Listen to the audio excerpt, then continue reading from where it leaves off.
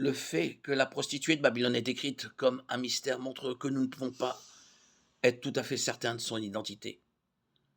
Le passage nous donne néanmoins certains indices. Apocalypse 17,9 dit « Les 7 têtes sont 7 montagnes sur lesquelles la femme est assise ». Certains commentateurs mettent ce passage en lien avec l'Église catholique, car dans l'Antiquité, la ville de Rome était connue comme la cité aux 7 montagnes. Le verset 10 continue cependant à expliquer que les 7 montagnes représentent 7 rois ou royaumes, dont 5 sont déjà tombés. Un règne actuellement et l'autre est à venir. La prostituée de Babylone ne peut donc faire référence à Rome exclusivement, mais à 7 empires mondiaux distincts, dont un est encore à venir. Apocalypse 17,15 met en lien la prostituée avec des peuples, des foules, des nations et des langues. La prostituée de Babylone aura une grande influence mondiale. Elle dominera le monde entier, car elle est la grande ville qui exerce la royauté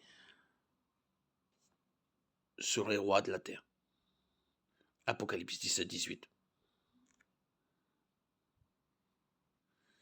À un moment donné, les rois soumis à l'Antéchrist se retourneront cependant contre elle et la détruiront avec haine.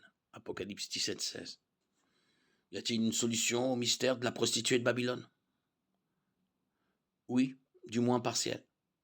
La prostituée de Babylone est un système mondial maléfique dirigé par l'Antéchrist pendant la grande tribulation. Les rois de la terre se livreront à l'immoralité avec elle, et les habitants de la terre seront enivrés de sa prostitution. L'image de l'adultère est souvent employée dans les Écritures comme une métaphore pour l'idolâtrie et l'infidélité spirituelle. Par exemple en Exode 34,16, Ézéchiel 6,9. Il semble que la prostituée de Babylone soit le point culminant de toutes les fausses religions à travers l'histoire. Le fait qu'elle est ivre de sang des saints montre sa haine de la vraie religion et sa triste fin montre à quel point Dieu déteste toute fausse religion.